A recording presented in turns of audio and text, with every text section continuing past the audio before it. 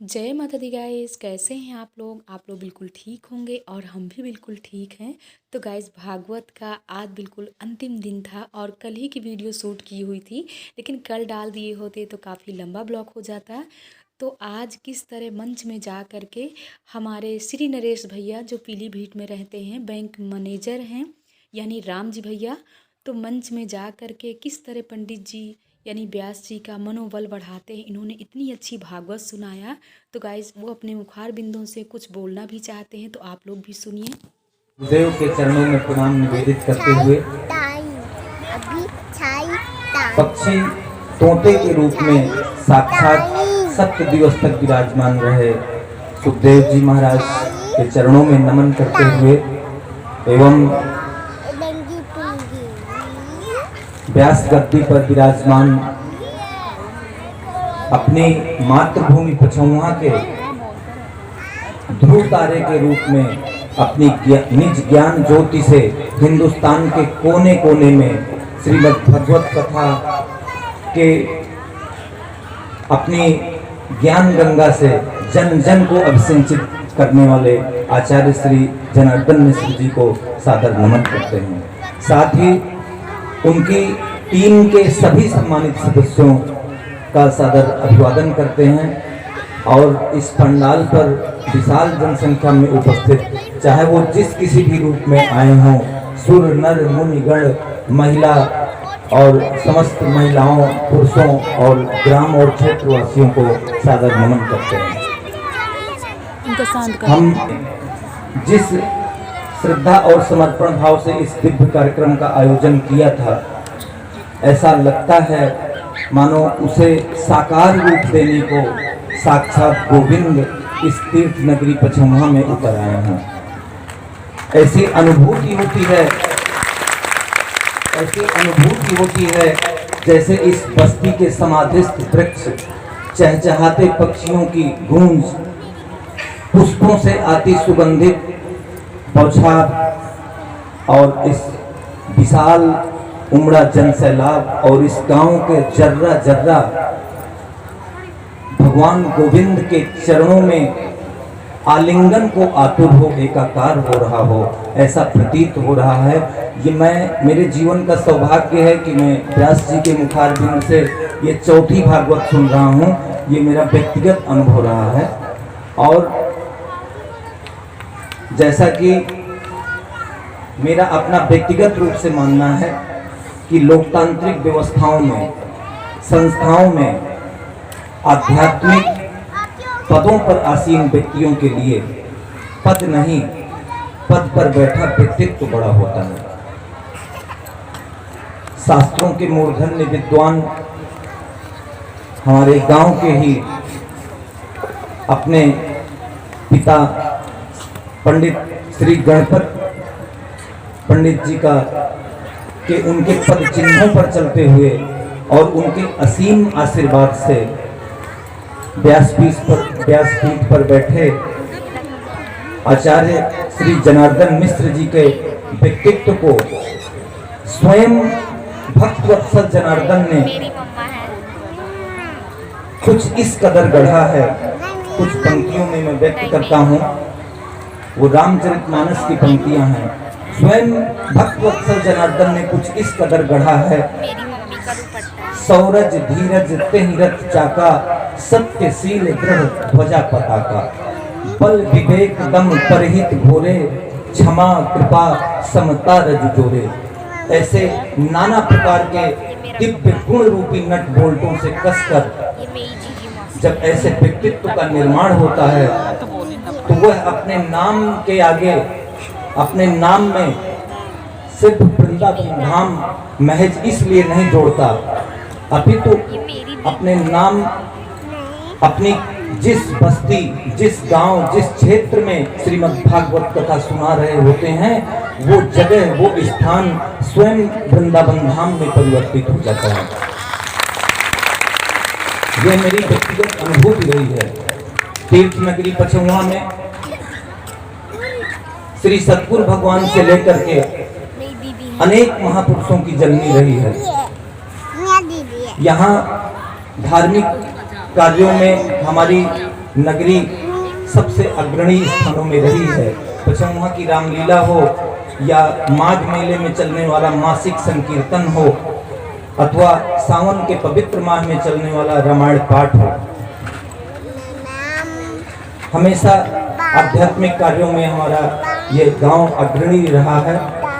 और व्यास जी को मुझे यह बताने में बहुत ही हर्ष हो रहा है कि वृंदावन में रहकर आपकी छत्र छाया, आपके मार्गदर्शन में पढ़कर हमारे बड़े भाई और वर्तमान में इस गांव के प्रधान श्री कौशल नरेश द्विवेदी जी भी गांव के जीर्ण शीर्ण मंदिरों एवं जलाशयों का जीर्णोद्धार का जो बीड़ा उठाया है, उसमें अपना इस दिशा में अपना महती योगदान दे रहे हैं। साथ ही निस्वार्थ भाव से गौ सेवा कर पचौहा की गौशाला को जनपद में अग्रणी स्थान दिलाकर अपने इस गांव का गौरव बढ़ा रहे हैं।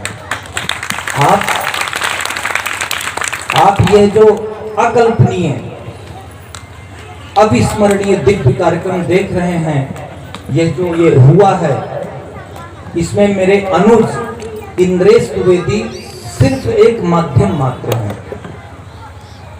इस आयोजन की सफलता,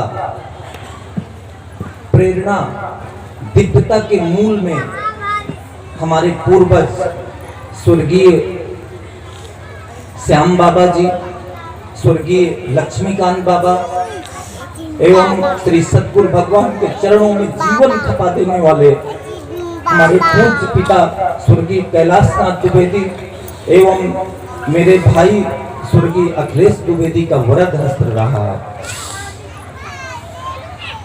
मेरे अग्रज स्वर्गीय श्री पुरुषोत्तम नरेश द्विवेदी विधायक जी एवं स्वर्गीय छोटा महाराज आज अगर होते तो इंद्रेश द्विवेदी द्वारा की गई इस व्यवस्था से निसंदेह वो अभिभूत होते।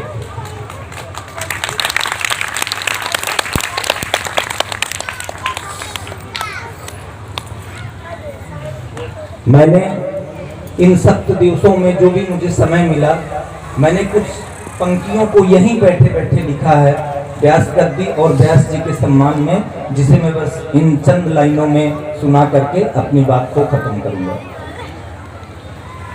श्रीमद् भागवत कथा के मर्मज्ञ व्यास जी, आपसे सुन यह सार गर्भित ज्ञान, आपके स्नेहमयी शब्दों से आप्लावित पल पल हुआ समृद्ध और मूल्यवान।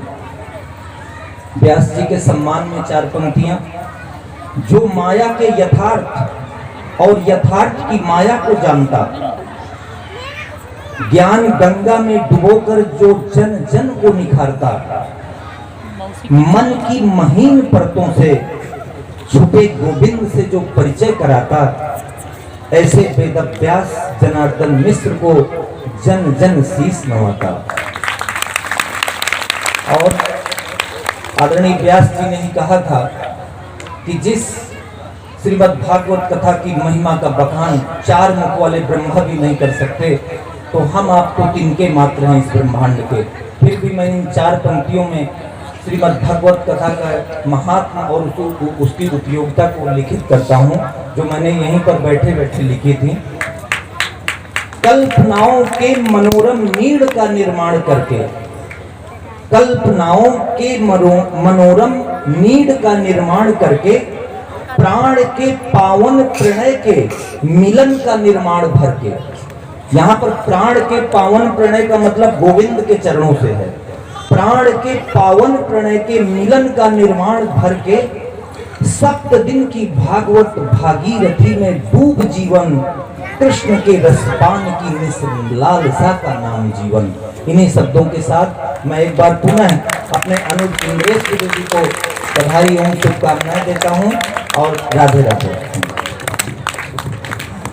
हाँ, इस भागवत मंडप पे आए हुए समस्त ग्रामवासियों का मैं हार्दिक स्वागत करता हूँ, नमन करता हूँ, प्रणाम करता हूँ, हजारों बार प्रणाम करता हूँ।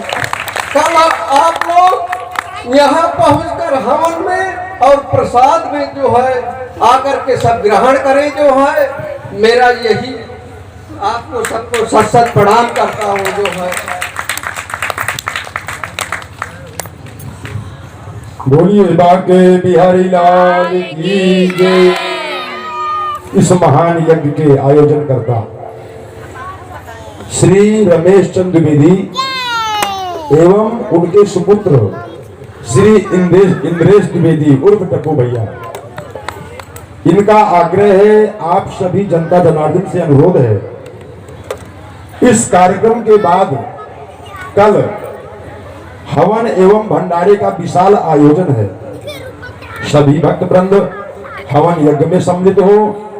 इसके बाद शुद्ध देसी घी से निर्मित विशाल भंडारा सभी ग्रामवासी, क्षेत्रवासी एवं समुपस्थित जनता जनार्दन सादर आमंत्रित है।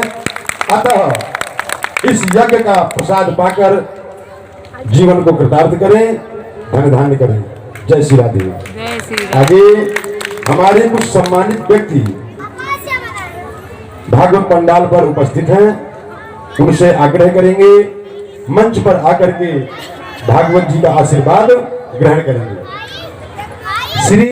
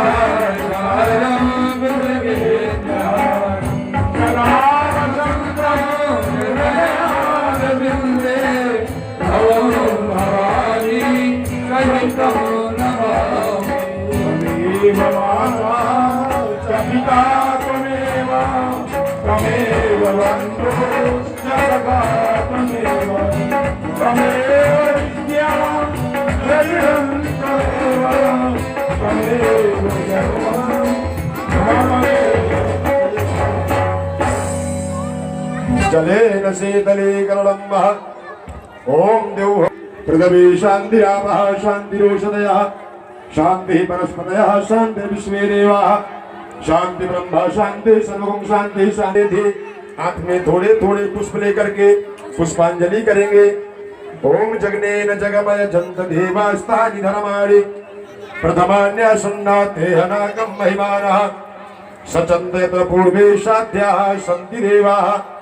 ओम राजा स्वस्ति साम्राज्यम भोराज्यम पारमेष्टम आधिपत्यम नमः सेवन्ति कामकुल चंपक पाटलाब्जे पूर्णागजात कर। तो गाइज़ आप लोगों ने सुना कि हमारे राम जी भैया मतलब बहुत ही मतलब परिवार में तो सभी लोग अच्छे हैं, आप लोग जानते ही हैं, लेकिन राम जी भैया हमारे बात करने में और बोलने में बहुत ही आगे हैं। तो यहाँ पर पंडित व्यास जी को बहुत ही अच्छे से उन्होंने भाव से अपने मुखार बिंदों से कितना अच्छा स्वागत किया। अब गाइज़ आरती होने के बाद ना तो हम बहनें भतीजी सभी लोग स्टेज में आ रहे हैं और पंडित जी से एक एक लोग सभी लोग आशीर्वाद ले रहे हैं। और यहाँ पर फ़ोटो सेक्शन भी चल रहा है, सभी की वीडियो भी शूट हो रही हैं और एक एक करके लगे हुए हैं। तो हमारी दीदी भी बहुत ही खुश हैं। गाइज़ आप लोग भी बहुत ही प्यारे प्यारे कमेंट डाले हो और पूरी भागवत भी आप लोगों ने सुना। और गाइज़ बहुत ही मन खुश होता है जब आप इतने अच्छे अच्छे कमेंट पढ़ करके, तो मन खुश हो जाता है। और गाइज़ आप लोगों ने देखा कि हमारी बहू विनीतिका और हमारे भतीजे मयंक द्विवेदी सभी ने पंडित जी का किस तरह लिया आशीर्वाद। अब ये रात का टाइम है 10:30 बजे का। तो सभी लोग आपस में हम लोग रूम में बैठ कर के बस यही सब बातें चल रही हैं कि 7 दिन कितना आनंद आया और एक साथ रहना, हंसना, बोलना। तो गाइज आप लोग जो कमेंट डालते हो ना, तो वाकई हमारा परिवार बहुत ही खुश है, खुशहाल है। ये माता रानी की कृपा है, सद्गुरु भगवान की कृपा है। और गाइज ऐसे ही सबके साथ हो, सबकी फैमिली ऐसे ही प्यारी हो और सब में ऐसे स्नेह प्यार रहे। तो आप लोग देख सकते हैं आद्या भी अभी जग रही हैं, क्योंकि सभी बच्चे जग रहे हैं और हम लोग सब लोग बैठे हुए हैं आपस में इस तरह बातें कर रहे हैं। और हमारी भाभी जी भी लगी हुई हैं रिद्धि सिद्धि में। तो गाइज आज का ब्लॉग कैसा लगा आप लोग कमेंट में ज़रूर बताइएगा और ऐसे स्नेह प्यार देते रहिएगा। मिलते हैं नेक्स्ट ब्लॉग में। जय माता दी गाइस।